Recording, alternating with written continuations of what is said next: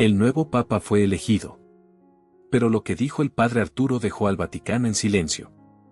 Antes de sumergirte en esta historia, suscríbete y activa la campanita. Tu clic impulsa este mensaje de fe y sabiduría hasta los rincones donde más se necesita. Gracias por ser parte. Las campanas de la basílica sonaron con un bramido que pareció partir el cielo en dos, y sin embargo sobre aquel estruendo sagrado cayó un silencio tan profundo que hasta el latido de los peregrinos se volvió cauteloso. La tarde, gris y cargada de presagios, envolvía la plaza de San Pedro en una penumbra casi teatral, y todos los ojos, miles de ojos de ancianos devotos, familias enteras y monjas temblorosas, se alzaban hacia la chimenea de la Capilla Sistina, donde un hilo de humo aún vacilaba entre la nada y el todo. Nadie respiró mientras, en el interior del santuario, los votos finales sellaban el destino de la iglesia. De pronto el humo emergió, blanco, puro, como un golpe de luz que atravesara la bruma. Una oleada de júbilo se desató, pero solo duró un instante, porque allí, bajo la columnata de Bernini, el padre Arturo sintió un escalofrío que no provenía del aire húmedo sino de algo más hondo, algo que susurraba que la alegría de aquel anuncio sería, muy pronto, puesta a prueba de un modo brutal. Arturo, sacerdote de una parroquia costera olvidada por cardenales y diplomáticos, se llevaba la mano al pecho, donde guardaba un rosario de cuentas gastadas. Había viajado a Roma movido por un presentimiento casi inexplicable. En sus oraciones nocturnas, un mismo verso se repetía con la urgencia de un trueno, la voz que estremece la piedra, y él sabía que esa voz no sería la del Papa recién electo, sino la de un mensajero inesperado. Cuando el humo blanco tornó el cielo lechoso y repicaron de nuevo las campanas, un heraldo anunció el nombre del nuevo pontífice, Gregorio XVII, antiguo cardenal de Lisboa, pastor afable y conocido por su templanza. Las palomas alzaron vuelo y los vítores barrieron la plaza como una ola, mas Arturo no aplaudió.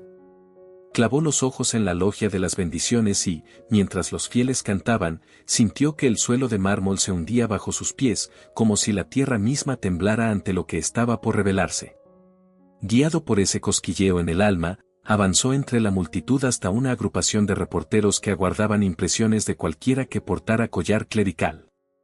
Casi sin darse cuenta, alzó la mano y las cámaras se giraron hacia él.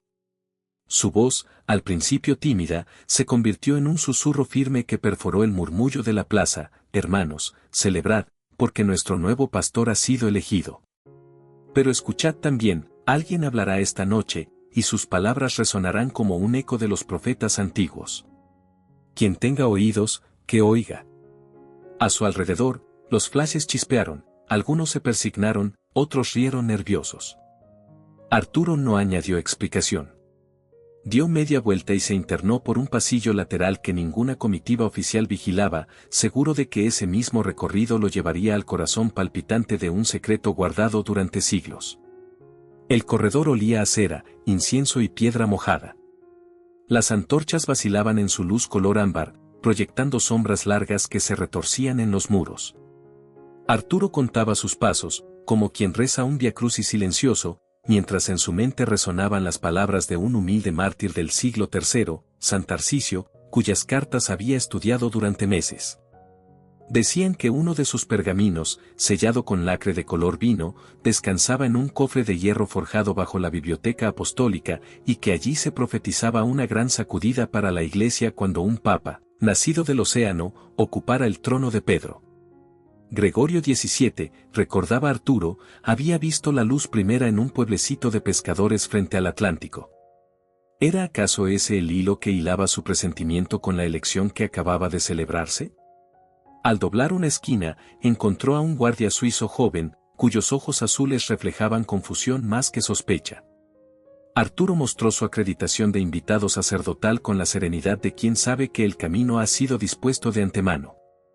El guardia lo dejó pasar.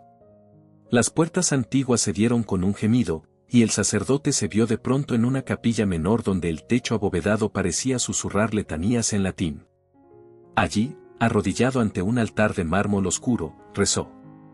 Pero su plegaria no fue un canto de alabanza, sino un ruego tembloroso: Señor, si de verdad has elegido este momento para revelar tu misterio, concédeme valor para pronunciar la verdad, aunque me cueste la vida. En respuesta, un leve temblor sacudió la lámpara votiva, la llama se avivó, lanzando un destello que iluminó un emblema casi borrado en la pared, una llave dorada entrecruzada con un racimo de uvas. Arturo retrocedió. Reconocía aquel símbolo de crónicas casi olvidadas, los custodes aurei, guardianes de los tesoros vaticanos, una hermandad silenciosa cuyas raíces se hundían, decían, en los tiempos de Constantino. Comprendió que cualquier paso en falso lo pondría frente a hombres dispuestos a defender secretos con más celo que su propia alma. Aún así, apretó el rosario y volvió al pasillo convencido de que su lugar no era la penumbra clandestina, sino la luz de la plaza, donde el mundo entero aguardaba la primera aparición del nuevo papa.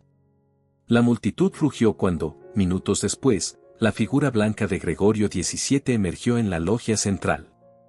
El pontífice alzó las manos, bendijo, pronunció palabras de esperanza y paz. La ovación fue inmensa. Pero cuando el eco del último amén se desvaneció, un oficial se acercó al Santo Padre y susurró algo que lo hizo volverse hacia el interior del palacio. A su lado, con discreción sorprendente, caminaba Arturo, convocado de improviso por la Guardia Suiza. El mundo entero vio al sacerdote desaparecer tras el umbral mientras los comentaristas preguntaban quién era aquel clérigo desconocido llevado al lado del pontífice. En los salones contiguos al balcón, Gregorio XVII escuchó la historia del pergamino y la profecía de Tarcisio de labios del propio Arturo, quien habló con la convicción serena de quien se sabe instrumento y no autor.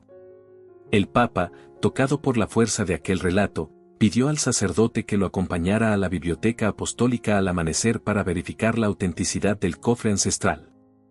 Arturo aceptó, sabedor de que el paso siguiente podría desatar una cadena de acontecimientos tan temibles como necesarios. Cuando volvió a la plaza, el gentío ya se dispersaba entre cánticos y lágrimas, sin sospechar que la verdadera tempestad apenas empezaba a formarse tras los muros milenarios. Aquella noche, mientras las luces del Vaticano parpadeaban bajo la bruma, el padre Arturo se arrodilló en su pequeña celda de huésped. El rosario volvió a su mano, pero esta vez sus dedos temblaban menos, había dicho lo que debía decir y, en su pecho, ardía una mezcla extraña de temor y esperanza. Afuera, las campanas callaron por fin y Roma volvió a respirar. Sin embargo, en el confín de su mente, Arturo escuchó el eco de su propia advertencia: quien tenga oídos, que oiga. Y comprendió que, cuando el alba dorara el obelisco del centro de la plaza, la iglesia entera escucharía un murmullo antiguo que, al fin, se elevaría como trueno sobre la cristiandad. Al despuntar la aurora, un aire frío y cargado de humedad se filtró por los pasillos del Palacio Apostólico, mientras los primeros rayos de sol teñían de oro pálido las cúpulas y estatuas que coronan la ciudad eterna. El Papa Gregorio XVII no había dormido, su rostro, aunque sereno, mostraba la palidez de quien presiente un cambio de era. Vestía todavía la sotana blanca sencilla que había elegido conservar hasta la ceremonia de entronización y caminaba con paso firme junto al padre Arturo, guiados por el prefecto de la biblioteca apostólica hacia un sector vetusto que rara vez abría sus puertas a nadie. El eco de sus pisadas sobre losas milenarias parecía acompasar una letanía antigua y el leve crujir de las cerraduras resonó como un preludio de revelación. 2 guardias suizos quedaron atrás, cerrando el corredor. De pronto, el mundo exterior, con sus rumores de celebración, se desvaneció, y solo existía el latido profundo del silencio que envolvía aquel santuario de conocimiento. En medio de una cámara circular, alumbrada apenas por lámparas de aceite, reposaba un cofre de hierro forjado, ennegrecido por la corrosión y custodiado bajo vitrinas gruesas como murallas. Sobre la tapa, un sello en relieve mostraba 2 llaves cruzadas rodeadas por un racimo de uvas marchitas, la misma imagen que había estremecido a Arturo la noche precedente. El Papa apoyó la mano sobre el metal helado, cerró los ojos y elevó una breve oración. Luego indicó al prefecto que retirara el vidrio protector y abriera la cerradura. Un crujido áspero precedió la súbita liberación de un olor antiguo, mezcla de pergamino, incienso reseco y polvo. Dentro, envuelto en lino amarillado, yacía un manuscrito de aspecto frágil. 5 lazos de seda carmesí lo ceñían, y un lacre con la efigie de San Tarcisio, el joven mártir que dio la vida por la Eucaristía, aún brillaba, milagrosamente intacto. Con dedos temblorosos, Arturo desató los nudos, Cada seda parecía aflojar siglos de silencio acumulado. El pergamino se desenrolló sobre un atril de roble, iluminado por un rayo oblicuo que se colaba por la claraboya. El texto, escrito en latín arcaico y teñido por el paso del tiempo, relataba la visión del propio Tarsicio durante su cautiverio, cuando el pescador nacido al borde del océano ocupe la cátedra de Pedro. El oro de la higuera deberá alimentar al hambriento, o el cielo llorará sangre. Más adelante, instaba al pontífice señalado a proclamar sin demora lo que llamaba la tercera estrofa, un pasaje lírico que prometía despertar la compasión dormida del mundo, pero que también advertía del riesgo de división interna. Gregorio XVII, hijo de pescadores, leyó aquellas líneas con el corazón estremecido. Cada palabra parecía escrita para él, como si el mártir lo estuviera mirando a través de los siglos. El prefecto, con voz apenas audible, confirmó la autenticidad del documento: tinta fechable al siglo III, fibra de papiro egipcio, pigmentos propios de Roma imperial. Arturo, consciente de la magnitud de la prueba, sintió en su pecho la mezcla indómita de temor y esperanza. Presentía que aquel hallazgo desataría fuerzas opuestas dentro de la curia, fuerzas que esperaban desde tiempos inmemoriales esta hora decisiva. El Papa cerró el pergamino con reverencia, lo sostuvo contra el pecho y llevó a Arturo a una mesa contigua, donde desplegaron mapas demográficos, viejos inventarios de bienes pontificios y crónicas de concilios extintos. Durante horas, bajo la débil luz de una lámpara de aceite, debatieron la misión de la Iglesia frente al sufrimiento humano. Gregorio recordaba los rostros curtidos de los pescadores de su infancia, niños descalzos que pedían pan al final de la jornada, madres extenuadas que acudían a la parroquia por un tazón de sopa. Confesó que temía defraudar la memoria de ellos y el Vaticano permanecía aferrado a tesoros que podían convertirse en hospitales, escuelas, albergues. Arturo respondió con la historia evangélica de la viuda que entrega sus 2 monedas. Gregorio sintió una lágrima rodar y, con voz quebrada, prometió iniciar la auditoría pública más amplia de la historia pontificia y convocar un jubileo extraordinario dedicado a los pobres del mundo. Mientras sellaban ese compromiso con una breve oración sobre el pergamino de Tarsicio, un golpe de viento abrió una ventana alta y apagó la lámpara. La penumbra se tragó la estancia por un instante. Al reavivar la llama, descubrieron en el alféizar una pluma caída de alguna ave nocturna, negra como la tinta del manuscrito, símbolo que Arturo interpretó como advertencia: la oscuridad observaba. El prefecto sugirió discreción hasta la ceremonia de entronización, pero el Papa respondió que la verdad no se susurra, se proclama. Acordaron no obstante custodia especial del documento y trasladarlo temporalmente a una cámara interna protegida. A la salida, cuando el sol ya incendiaba de carmesí los mosaicos de la galería, un cardenal de elevada edad interceptó a Arturo. Su anillo episcopal mostraba en bajo relieve la misma llave y el racimo de uvas. Sus ojos, de un verde apagado, miraron al sacerdote con una mezcla de lástima y desafío. «Padre», dijo con voz suave como aceite, «algunas puertas se cierran porque detrás hay abismos. No todo tesoro puede exponerse sin que el suelo se abra». Arturo, aún con el eco de la profecía en la mente, respondió que la Iglesia erigía puentes, no cavernas. El cardenal sonrió apenas y se marchó sin un ruido, dejando tras de sí un perfume de incienso que se desvanecía como un suspiro de cobre. En las horas siguientes, rumores de una inminente reforma del tesoro corrieron como agua subterránea por los corredores vaticanos, corchetes de cofres se ajustaron con vigor, archiveros reforzaron candados, diáconos intercambiaron miradas de perplejidad. Algunos prelados, convocados con urgencia, se reunieron en un salón tapizado de rojo, donde el cardenal Moretti, voz influyente y guardián celoso de la tradición, cuestionó la legitimidad del pergamino y la imprudencia de un papa aún sin entronizar que pretendía alterar el equilibrio secular de poderes. Mientras tanto Gregorio, ajeno a los murmullos, se retiró a la capilla paulina para orar ante el fresco de la crucifixión de San Pedro. Allí, con la cabeza inclinada, replicó al silencio que no temía a la cruz si de ella brotaba la redención de los más pequeños. Al atardecer, ya en su modesta habitación, Arturo abrió su diario y apuntó cada detalle de la jornada, los sellos, las frases latinas, la resolución del Papa, la mirada inquietante del cardenal desconocido. Sabía que su cuaderno podía convertirse en testamento si las tensiones latentes estallaban en algo más siniestro. Con la pluma aún húmeda, se asomó a la ventana que daba a los jardines vaticanos. Un coro de vencejos se precipitaba en giro sobre los cipreses, y al fondo, el domo de Miguel Ángel parecía custodiar en silencio los secretos recién revelados. Arturo respiró hondo. Comprendió que la batalla que se avecinaba no sería contra carne ni sangre, sino contra el egoísmo arraigado en corazones acostumbrados a la opulencia. Y mientras el cielo se teñía de un púrpura profundo, selló el diario, cerró los ojos y pronunció un verso apenas audible: la voz que estremece la piedra ya se alzó, que el mundo no endurezca su oído. En ese instante, sin que nadie lo viera, una sombra se deslizó tras la puerta entornada, escuchó las últimas palabras y se desvaneció, dejando en el ambiente un rastro helado que ni el cálido aroma de las velas pudo disipar por completo. Apenas caída la tarde, el eco de las campanas que habían saludado el amanecer se disolvía ya en un murmullo de rumores que recorría pasadizos y claustros con la misma rapidez con que el incienso se cuela entre los vitrales. El hallazgo del pergamino de San Tarcisio y la promesa papal de un jubileo volcado a los pobres eran ya tema candente en los corredores vaticanos, donde toda piedra parece tener oídos y toda sombra, boca. En un salón revestido de damasco carmesí, una estancia reservada para recepciones discretas, se congregó un grupo de prelados a petición del cardenal Moretti, hombre de verbo férreo y gesto indescifrable, conocido por su defensa inquebrantable de los tesoros artísticos de la Iglesia. La puerta se cerró tras ellos con un chasquido que parecía sellar un pacto tácito de confidencialidad. Sobre la mesa central, iluminado por un único candelabro de 7 brazos, reposaban varios legajos antiguos y un mapa de las cámaras acorazadas bajo los museos vaticanos.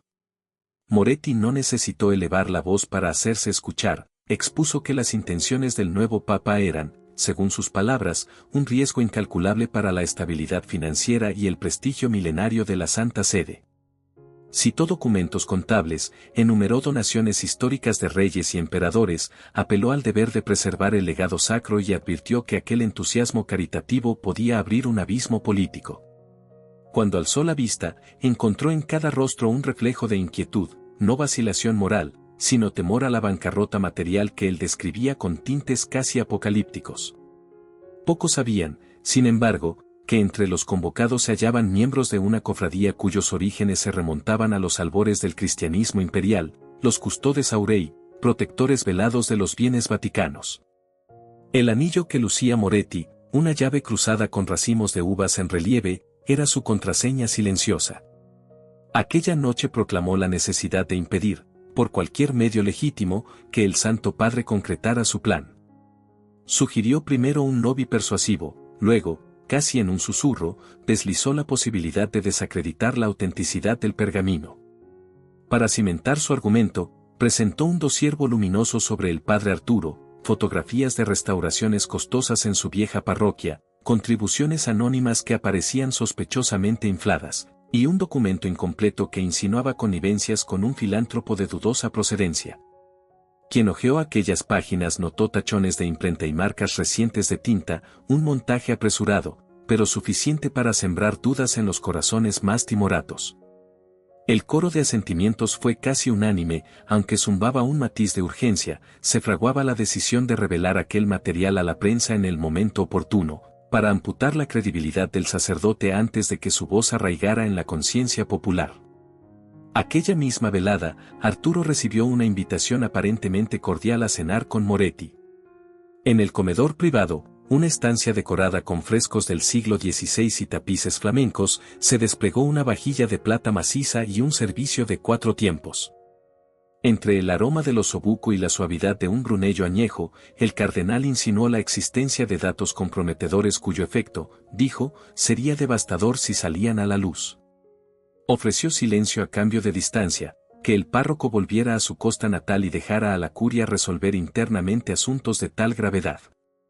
Arturo no alzó la voz, narró, en cambio, la parábola del rico y Lázaro, recordando que en el juicio nadie negocia con el abismo que separa mesa y miseria.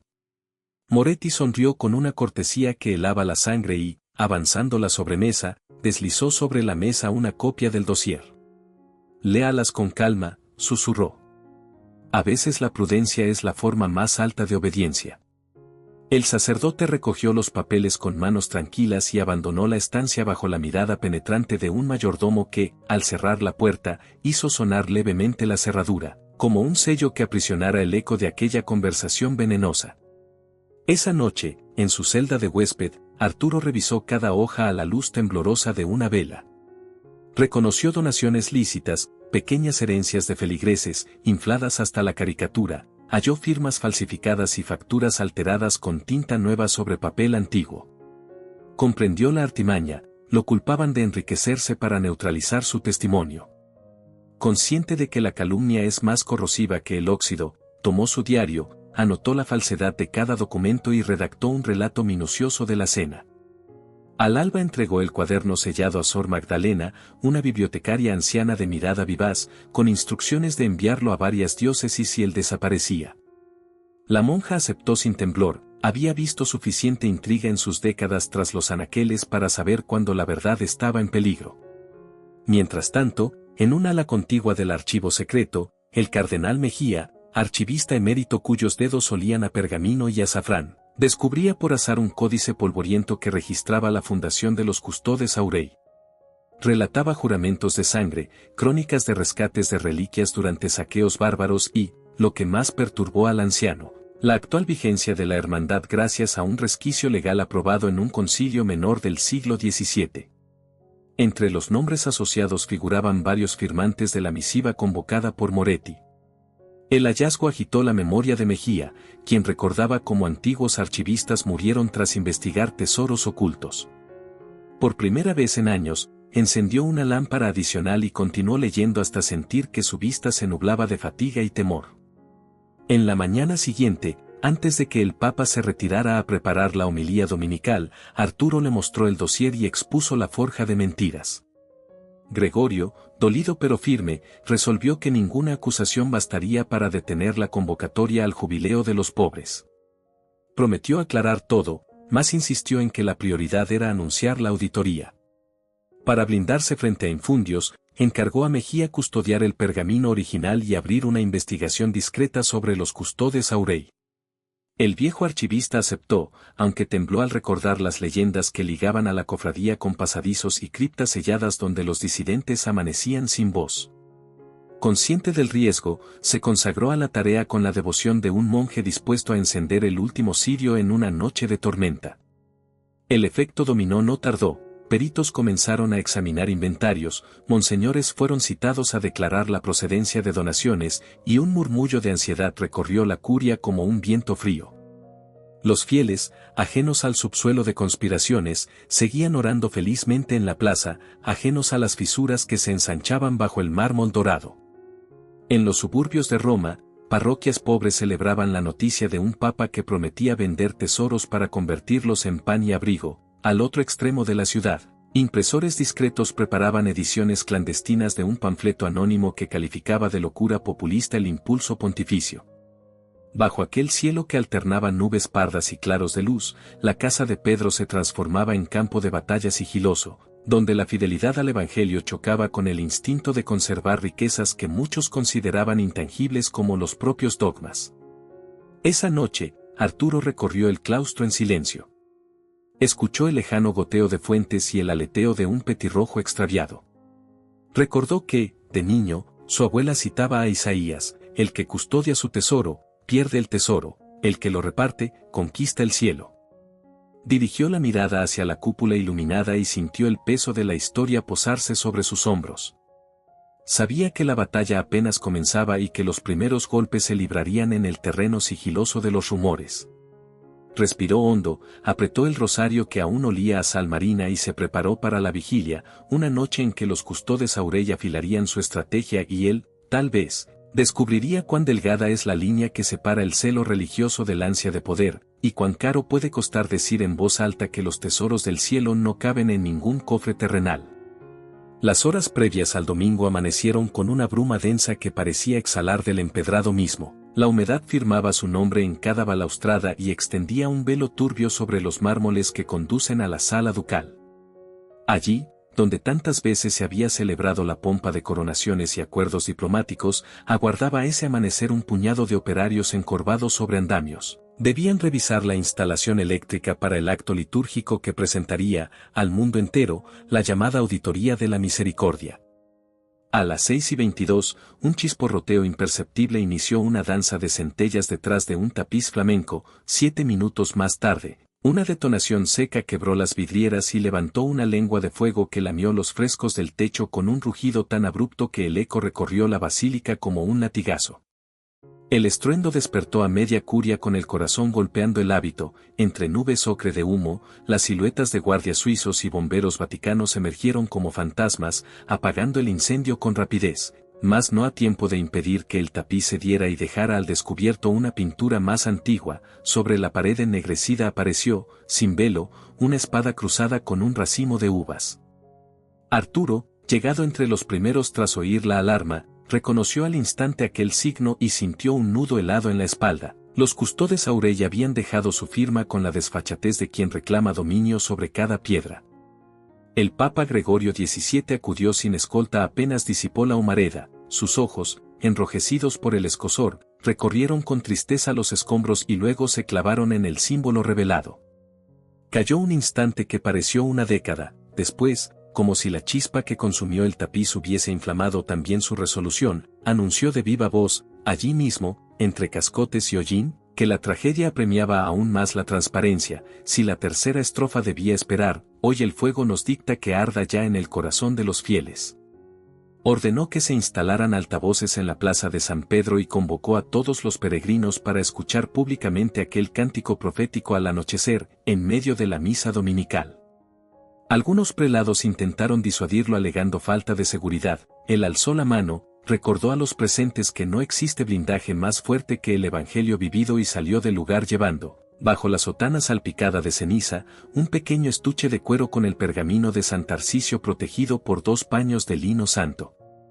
A media mañana, la noticia de la explosión y del inminente anuncio papal atravesó el Tíber en carruajes de palabras nerviosas. En los cafés cercanos a la Vía della Conciliazione, periodistas buscaban datos mientras vendedores ambulantes repetían, como letanía, el rumor de un complot que pretendía silenciar al pontífice. En los subterráneos de la curia, el cardenal Moretti convocó con urgencia a su círculo más próximo. Voces airadas condenaron la precipitación del Papa y propusieron acallar el mensaje antes de que cruzara la puerta de la basílica. Fue entonces cuando Moretti deslizó la carta de naipes más arriesgada, la antigua cláusula de caetera salutis, popularmente llamada sombra de Pedro, un procedimiento casi olvidado que permite cuestionar la capacidad mental de un pontífice si pruebas médicas fundamentadas lo declaran inapto. Para ello, planeaban presentar informes que confundieran agotamiento espiritual con posible desequilibrio.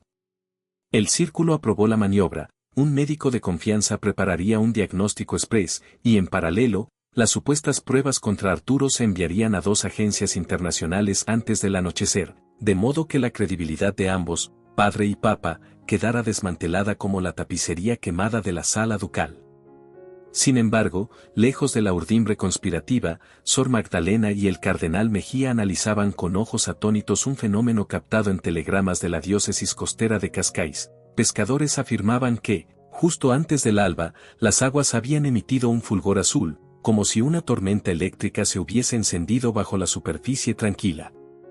El viejo archivista recordó un pasaje marginal del propio pergamino: cuando la sal resplandezca sin trueno ni relámpago, será la lámpara que guía al pescador hacia las redes del mundo. Entendieron ambos que aquella luminiscencia marina, sin lógica meteorológica conocida, era señal para confirmar la decisión de Gregorio. Sin dilación, Mejía llevó la noticia al Santo Padre, quien la recibió en silencio, se persignó y repitió una frase que resonó como promesa: lo invisible sostiene lo visible, que los poderosos lo aprendan. El crepúsculo cayó con un rojo que parecía presagiar tanto catástrofe como renacer. La movilización logística fue titánica: bancas removidas, torres de sonido erigidas, pasillos despejados para primeros auxilios. Mientras obreros colocaban cables por el pavimento todavía manchado de cera, el padre Arturo permanecía en oración en una pequeña capilla aneja. Susurraba los versos de la profecía para memorizar cada sílaba, consciente de que esa noche la recitaría en nombre del Papa, como testigo y guardián frente a la multitud. Llevaba la sotana antigua de su parroquia, mangas remendadas, cuello aprisionado por el uso, para recordar el mar y sus gentes. Cuando salió al atrio lateral, lo recibió el murmullo unísono de decenas de miles de fieles encendiendo velas, el fulgor de los cirios espejeaba en sus rostros arrugados, pacientes, como estrellas persistentes contra la sombra. Al borde de las 7, el Papa emergió en la logia de las bendiciones con una estola sencilla de lino crudo. Su voz se alzó sobre la plaza, habló de la llama que había probado los muros, de la necesidad de purificar no las piedras sino los corazones, y presentó al padre Arturo como hermano cuya fe sacó a la luz un canto sellado por la sangre de un mártir.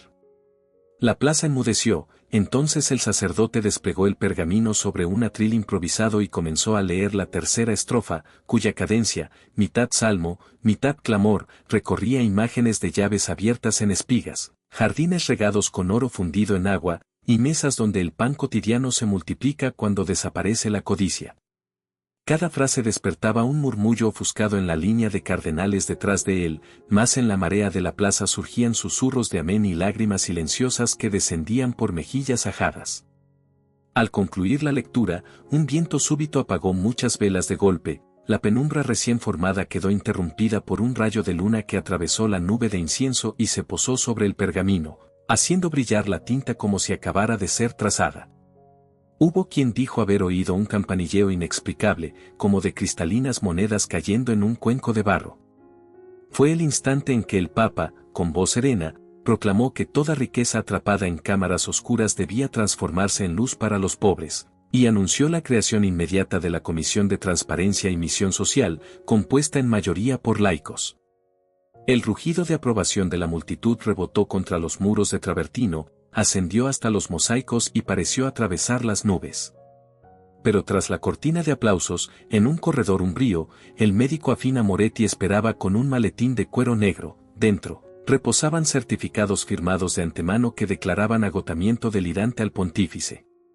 Junto a él, un monseñor sostuvo nervioso la carpeta con las falsedades contra Arturo. Al oír la ovación, intercambiaron una mirada que mezclaba prisa y miedo. El plan debía ejecutarse cuanto antes, pues cada segundo de aclamación erosionaba la argamasa de las mentiras. Así comenzó la carrera contrarreloj que decidiría si la luz naciente podía mantenerse firme o sería sofocada por la sombra que, desde siglos, se enseñoreaba de las bóvedas donde el oro permanece quieto como un corazón que rehúsa latir. En la sacristía, mientras la guardia suiza custodiaba discretamente las entradas recién selladas, Arturo acarició el borde astillado de la madera que sostenía el pergamino. Notó una astilla teñida de sangre, se había herido sin sentirlo al extender el manuscrito.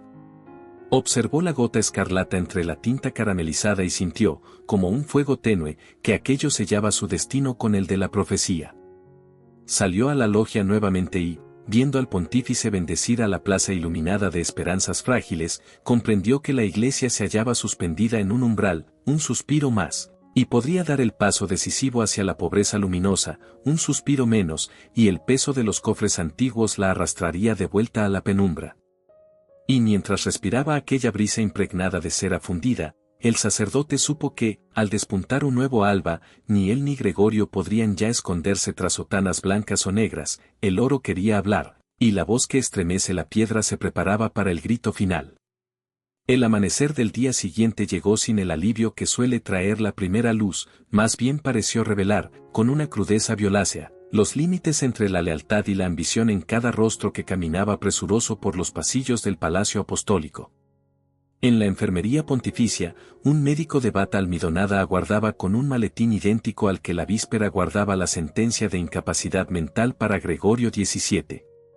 Junto a él, dos monseñores del círculo de Moretti revisaban los formularios ya firmados que ataban la suerte del Papa a un diagnóstico de agotamiento místico delirante. El plan era simple: cuando el Santo Padre terminase la misa matutina, lo invitarían a un chequeo de rutina, le administrarían un sedante suave y, en aquel estado confuso, le harían firmar la aceptación de retirada temporal.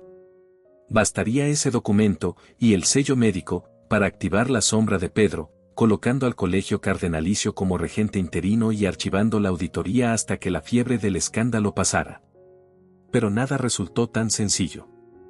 Aún no habían dado el primer paso cuando irrumpió el cardenal Mejía empuñando un rollo de pergamino y escoltado por Sor Magdalena. Sin levantar la voz, anunció que poseía pruebas del soborno al galeno, apuntes contables y una carta firmada por un banquero suizo que acreditaba la transferencia de una suma generosa a nombre de un pariente cercano al médico. El médico enmudeció. Los monseñores intentaron refutar, pero Mejía extendió la carta sobre la mesa de mármol y, con lentitud reverente, colocó encima el sello plúmbeo de la curia. Sor Magdalena sacó entonces un pequeño relicario de madera y, ante la mirada atónita de los presentes, exhibió 3 hostias incorruptas halladas junto al cuerpo de San Tarcisio, cuya autenticidad nadie osaría poner en duda. El mártir que presenció la profecía, dijo la monja con voz clara, no permitirá que la mentira venza a la luz. El efecto de aquella afirmación, respaldada por reliquia tan sagrada, fue demoledor. El médico dejó caer la pluma, empalideció y admitió con un hilo de voz que su informe era una farsa. A la par, en la plaza de San Pedro, el padre Arturo terminaba de celebrar la misa con un fervor sereno que conmovía a los fieles reunidos desde la víspera. Al alzar el cáliz, recordó en voz alta las palabras de Isaías, quebrantarán sus espadas para forjar arados. Aquella imagen resonó como un eco pertinaz en los muros donde aún se olía el hollín del incendio. Cuando concluyó la bendición, 2 guardias suizos se acercaron discretamente y le entregaron un mensaje lacrado: el plan contra su santidad se ha desmoronado. Regrese al palacio. Arturo asintió con una mezcla de alivio y renovada responsabilidad. Partió en silencio mientras el coro entonaba un Magnificat que parecía brotar no de gargantas humanas, sino de las propias columnas de Bernini. Entretanto, Moretti recibía la noticia del fracaso con un temblor casi imperceptible en los dedos que sostenían su cruz pectoral. Comprendió que el golpe definitivo debería darse antes de que se reuniera la comisión laica anunciada por el Papa. Ordenó entonces a un diácono de su confianza que retirara, en secreto, el pergamino de San Tarcisio custodiado en una cámara subterránea. Aquella misma tarde, el saqueo se consumó con astucia. Sin embargo, el hombre no reparó en que cada cámara poseía, siglos atrás, un sistema de tablillas esmaltadas que registraba movimientos mediante un mecanismo de pesas. Al retirar el pergamino, una placa de bronce cayó dentro de un nicho, accionando un carrillón oculto que resonó por corredores apenas transitados. El sonido, delicado como campanas de cristal, llegó hasta la biblioteca apostólica, donde el Papa se encontraba revisando inventarios con un grupo de diáconos. Gregorio XVII reconoció la señal, una alerta diseñada para proteger documentos de valor incalculable. Con paso ágil, se encaminó hacia las bóvedas, seguido por Arturo, Mejía y varios guardias. Descendieron por escalinatas húmedas hasta llegar a la sala de custodia. Allí descubrieron al diácono arrodillado, el pergamino en las manos temblorosas y el rostro demudado. La tinta del texto, expuesta a una corriente de aire frío, parecía brillar con un resplandor lechoso, como si la profecía reclamara su propia defensa. El Papa llegó justo cuando el hombre intentaba ocultar el manuscrito bajo su sotana. Gregorio, lejos de estallar en ira, se arrodilló a su lado y le dijo: no hay tesoro, hermano, que valga la condena de un alma. Entréganoslo y regresa al camino de la verdad. El diácono, entre sollozos, confesó que actuó bajo órdenes de quien prometía ascenso y protección. Arturo sostuvo el pergamino con manos casi reverentes, y Mejía anotó detalles que incriminaban a Moretti sin margen de duda. Esa misma noche, el Papa reunió al pleno del colegio cardenalicio en la Sala Regia. Sin estridencia, expuso las pruebas del complot, la falsificación médica, el intento de robo, la conexión financiera de Moretti con cuentas opacas. Presentó, además, una carta manuscrita del propio médico retractándose y pidiendo perdón. Hubo un silencio tan espeso que, al quebrarse, pareció vibrar la piedra. Algunos cardenales clamaron clemencia, otros exigieron sanción ejemplar. Gregorio XVII, después de escuchar a todos, decretó una medida insólita: Moretti sería invitado a retirarse a un monasterio cisterciense para una vida de penitencia y servicio a los pobres, sin privilegios, sin púrpura. Aceptar la propuesta implicaba admitir culpa, rechazarla equivalía a enfrentarse a un juicio canónico que lo despojaría de dignidad eclesiástica. El cardenal, con el rostro seco como pergamino antiguo, eligió el silencio de los claustros. A la salida, la guardia suiza escoltó al papa hasta la logia privada. Desde allí contempló la plaza iluminada por cientos de cirios encendidos espontáneamente por ancianas y niños. El aire olía a cera y a jazmín de los jardines cercanos. Gregorio se volvió hacia Arturo y Mejía. Hoy hemos aprendido que la sombra muere cuando la luz se comparte.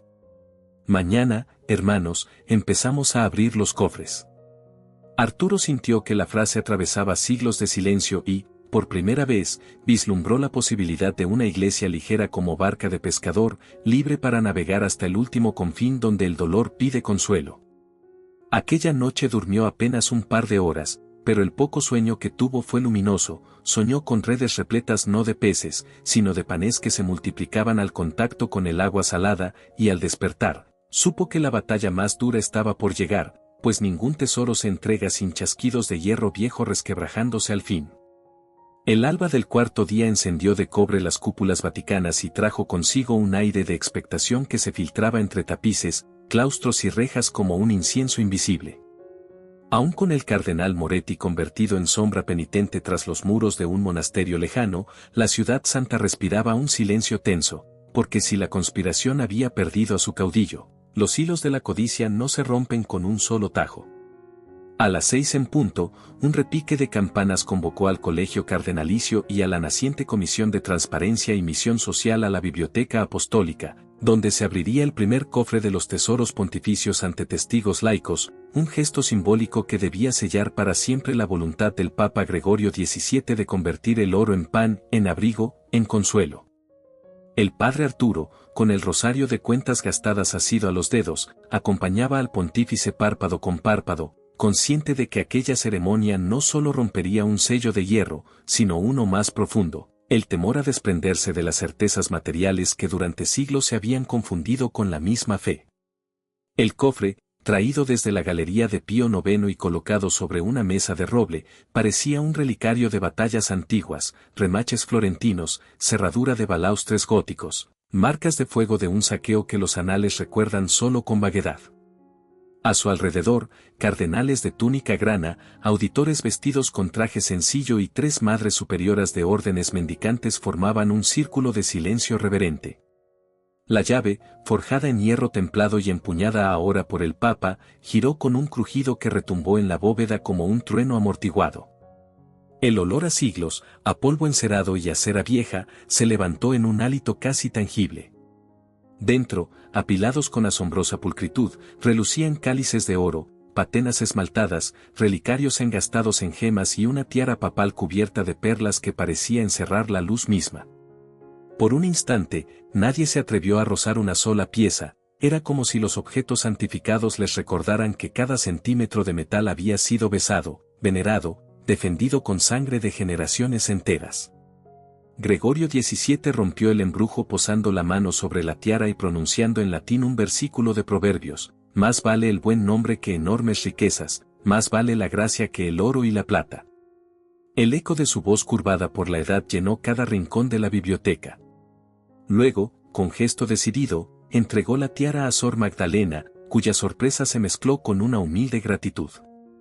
La religiosa la colocó en una arqueta de madera de olivo rotulada con tinta fresca: Hospitales, Fondo de Misericordia. Acto seguido, un diácono registró en un libro mayor, de pluma y tintero, el destino del objeto. Aquella escena, tiara en manos de una monja, libro abierto, tinta todavía húmeda, simbolizaba la traslación de un poder secular hacia una caridad concreta, y en los semblantes más veteranos se adivinó un estremecimiento que no provenía del frío matinal. Pero la resistencia, herida y silenciosa, aún respiraba tras los pasillos. Mientras el inventario proseguía bajo la mirada severa de la comisión, un rumor de pasos se deslizó por el corredor anexo que conecta la biblioteca con las salas de numismática. 2 clérigos jóvenes, rostros tensos, sotanas que olían a cera, se apostaron junto a una puerta de roble, aguardando la señal para apagar lámparas, arrojar una manta en llamas y provocar la confusión suficiente para sustraer un códice de contabilidad con el que, más tarde, intentarían probar que la venta impía de bienes era un anatema contrario a bulas antiguas. No imaginaban que el cardenal Mejía, curtido en legajos y secretos, había descubierto la fisura de aquel complot y, apenas el último cáliz salió del cofre, interceptó a los conspiradores con el porte de un antiguo vigía de puerto que impide la fuga de un navío. Les habló del martirio de San Lorenzo y la parrilla ardiente, les recordó que el mártir llamó verdaderos tesoros de la iglesia a los pobres alineados en los atrios. Las palabras, dichas con temblor de anciano y fuego de profeta, quebraron la voluntad de los jóvenes, dejaron caer la manta y huyeron, entre lágrimas, hacia el confesionario más próximo. El incidente truncado avivó la urgencia de sellar la reforma antes de que la serpiente se replegara para morder de nuevo. Así, bajo la lámpara de aceite que centelleaba sobre la mesa, el Papa firmó el decreto que autorizaba fundir, sin demora, la 10ª parte de los orfebrados para socorrer hospitales infantiles y comedores fraternales en los arrabales de Roma y en parroquias olvidadas de América Latina. El padre Arturo, testigo privilegiado, sintió brotar un canto íntimo al ver cómo artesanos expertos y monjes orfebres, convocados de madrugada, iniciaban el proceso de refundición en crisoles portátiles instalados en un patio lateral. El oro, que durante siglos había brillado inmóvil bajo vitrinas, se derritió en ríos ardientes que emitían destellos rojizos, y mientras el metal cambiaba de forma, algunos cardenales clavaban los ojos en el fuego, como quien contempla su propia sombra alargarse y disiparse. En la plaza, los fieles, en su mayoría ancianos de manos gastadas y a rodillas renuentes, observaban con respeto el humo dorado que se elevaba del patio, creyéndolo simple neblina matinal. No poseían nombres para los procesos técnicos ni entendían del todo las disposiciones canónicas, pero intuían el gesto evangélico, el resplandor del metal se transformaba en luz de misericordia. Una anciana abuela mexicana, arrugada como viña antigua, se acercó al padre Arturo cuando éste salió a tomar aire. Le entregó una medalla de cobre con la imagen de la Virgen de Guadalupe y susurró, para que la fundan también y algún niño tenga sopa caliente. Arturo la guardó junto a su rosario, sintiendo el verdadero peso de la reforma, no era el oro lo que ardía, sino la costra del miedo a compartir. Al caer la tarde, ya solidificadas las primeras monedas con la inscripción Ut omnes habent vitam, para que todos tengan vida, el Papa las bendijo bajo el pórtico y confió la primera bolsa al obispo de una diócesis rural africana devastada por la sequía. Las campanas se desataron solas, o eso pareció, como si la piedra quisiera cantar su propio Magnificat. Sin embargo, las grietas internas no sanan con el repique de un bronce, llegó un emisario de la Secretaría de Estado portando un mensaje cifrado que advertía de presiones diplomáticas de ciertos reinos y bancos, temerosos de que la devaluación artística de piezas únicas alterara la cotización de obras sacras en museos extranjeros. El pontífice leyó la misiva, sonrió con la calma de quien ve pasar un nubarrón sin perder de vista el sol, y respondió con tinta azul sobre pergamino, el valor que sirve de especulación no sirve de testimonio. Sed testigos, no mercaderes. Esa noche, la última antes de la gran ceremonia en que presentarían al mundo el balance preliminar, Arturo veló en la capilla de las columnas torsas. A la luz de un cirio, compuso una oración para los corazones divididos, recordando las palabras de Jesús sobre donde se esconde la polilla y el orín.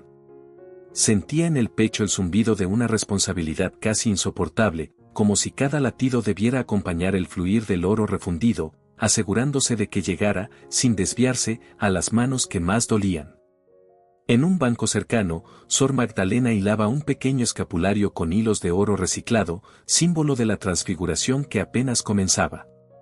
Y fuera, en el jardín de naranjos, el cardenal Mejía escribía, con pluma viejísima y pulso joven, la crónica de lo sucedido, consciente de que cada línea sería mañana semilla de esperanza o escándalo de contradicción. Cerca de la medianoche, Arturo salió al patio para respirar el perfume de jazmín que se confunde con el de la cera fundida. Miró la luna sobre la cúpula y recordó la promesa de San Tarcisio, el pescador del océano abrirá el tesoro y el cielo mostrará su rostro de aurora. Y comprendió que aún faltaba un último umbral, la Iglesia había demostrado que podía desasirse del oro, pero debía ahora probar que podía cargar con el peso mayor de la justicia, porque repartir monedas es apenas el inicio, y la verdadera obra es acompañar al humillado en sus días de llanto, construir puentes donde solo hay abismos, sanar heridas que laten en silencio bajo túnicas y harapos. La fragua seguía crepitando al fondo, y el rojo incandescente pintaba las paredes de tonalidades casi sacerdotales. El humo, ascendiendo al cielo, parecía llevar consigo plegarias sin palabras. Cuando Arturo regresó a su celda, un mensajero esperaba con un sobre de sello azul, dentro, una carta del monasterio cisterciense donde Moretti cumplía su exilio. El antiguo cardenal, con caligrafía aún orgullosa, confesaba que le costaba dormir escuchando los silencios del claustro. Decía haber visto, en sueños, la espada y las uvas del emblema deshacerse en polvo, y pedía, sin la palabra perdón, que rezaran por él. Arturo guardó la carta, no sin sentir que la batalla no había terminado, pues la codicia conoce caminos de regreso. Pero extendió el rosario sobre el escritorio, dejó caer su frente sobre los nudillos y, dejando que el sueño se mezclara con la oración, susurró la profecía una vez más. Afuera, la fragua se apagaba poco a poco, y en la barrica del cielo comenzaba a fermentar una bruma plateada que prometía, al despuntar del sol, revelar si el oro refundido se convertiría en trigo multiplicado o, por el contrario, si la vieja sombra encontraría otra forma de envolver el corazón humano. Así cerró el sexto día, entre fuegos que ya no quemaban tapices sino que forjaban monedas para los pobres, entre cartas que pedían clemencia y fragores de martillo sobre crisoles, en un Vaticano que aprendía, paso a paso, a parecerse menos a un palacio y más al taller de un carpintero Galileo. Al rayar el séptimo día, un amanecer insólitamente diáfano bañó la plaza de San Pedro con una luz tenue, casi dorada, que parecía haber nacido de los mismos crisoles donde el oro había sido refundido la víspera. El eco de los martillos se había apagado, pero un rumor de expectación latía bajo cada arcada. Miles de peregrinos, muchos de ellos ancianas envueltas en chales raídos y campesinos de manos curtidas, aguardaban como si presintieran que la jornada sellaría un antes y un después en la memoria de la iglesia.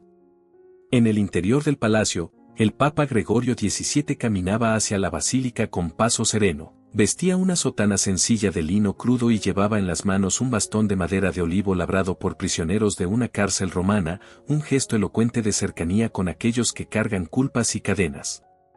A su lado avanzaba el padre Arturo, cuyo rosario gastado brillaba como si hubiese absorbido la luz de todos los cirios encendidos durante aquella semana de fuego y purificación.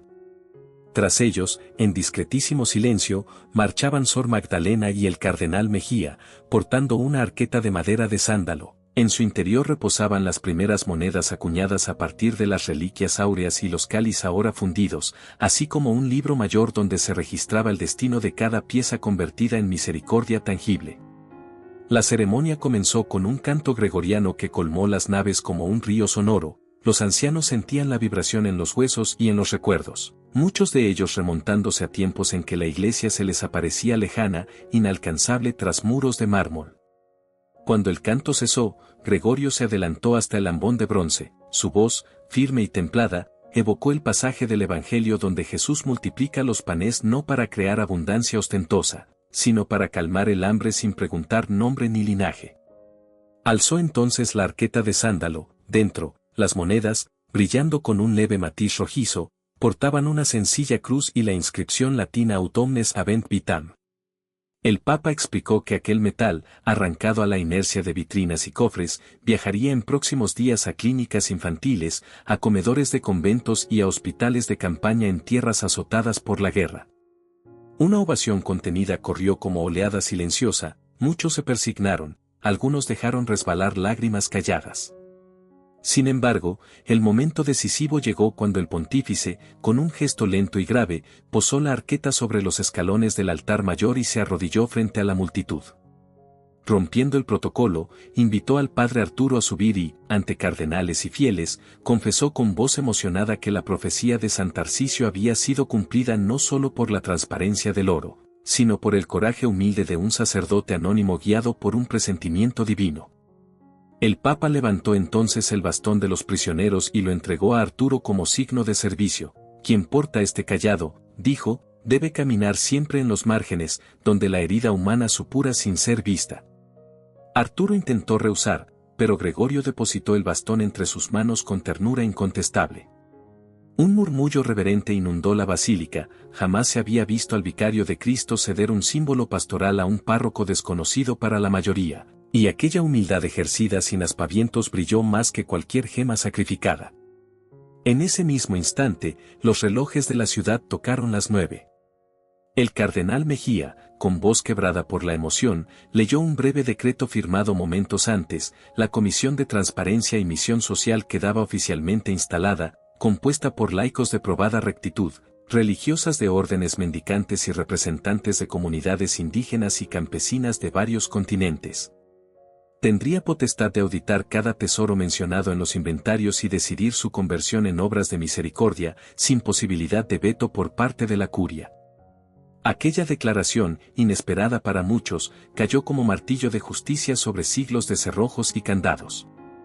Se alzaron aplausos, pero también se oyó como algún bastón cardenalicio golpeaba el suelo en señal de desagrado. La tensión llevó a un silencio denso, roto cuando una anciana, desde la primera fila, entonó el cántico de Zacarías. Uno a uno, los fieles se unieron, y en minutos la nave entera vibraba con un canto de alabanza que desarmó cualquier resto de resistencia. Entonces sucedió lo imprevisto: un rayo de sol, colándose por un óculo alto, iluminó la arqueta de las monedas con un resplandor que hizo titilar partículas de polvo suspendidas. La luz pareció envolver a Arturo y al Papa en una misma aureola, y muchos creyeron ver en aquel haz el cumplimiento final de la profecía: el tesoro brillará como un lampo y el corazón de la Iglesia será visto sin sombra. El padre Arturo, con la frente perlada de lágrimas que no sabía si eran de gratitud o de temblor, alzó el bastón de olivo. El Papa colocó la mano sobre el madero y juntos pronunciaron, sin micrófonos ni aparatos, las palabras que una hermana de clausura, siglos atrás, había escrito en la pared de su celda: la caridad es el oro que no teme al fuego, la misericordia es la llave que no teme al ladrón. La basílica entera repitió la frase, primero en susurros, luego con fuerza. Caridad y misericordia se cimentaban, al fin, como columnas vivas donde antaño se erigían cofres y candados. Al concluir la liturgia, las puertas de bronce se abrieron.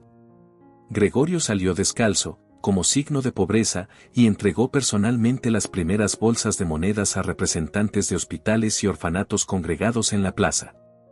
Entre flashazos de fotógrafos, apenas tolerados, y el rumor de padrenuestros murmurados por ancianas, el padre Arturo descendió los escalones con el bastón y se perdió entre la gente, estrechando manos, escuchando peticiones, ofreciendo consuelo. Cuando alzó la vista, vio la cúpula resplandecer bajo el cielo límpido y comprendió que la voz que estremece la piedra había encontrado morada definitiva en corazones abiertos, y que el Vaticano, al soltar el lastre del oro, se convertía en barca ligera lista para navegar hacia riberas donde el dolor se confunde con la esperanza. Al caer la tarde, mientras los peregrinos volvían a sus aldeas con el recuerdo imborrable de una iglesia que se despojaba para vestir a los pobres, el silencio descendió sobre la plaza, no como amenaza, sino como un suspiro de descanso después de una tormenta. En su celda, Arturo escribió la última línea de su diario: el oro toca el fuego y se convierte en luz, la luz toca el corazón y se convierte en pan. Cerró el cuaderno, besó su viejo rosario y, con el bastón de olivo apoyado en la pared, se durmió sin miedo. Sabía que, al despertar, el mundo seguiría necesitando manos que multipliquen la esperanza. Y allí, en aquel sueño tranquilo que por fin le envolvía, oyó la lejana voz del mártir niño, susurrando: el tesoro ya no está encerrado, ahora camina a pie descalzo, y su nombre es misericordia. Si esta historia tocó tu corazón, déjanos tu comentario y comparte este video para que más personas descubran el poder de la fe y el amor verdadero. Gracias por estar con nosotros y nos vemos en la próxima historia.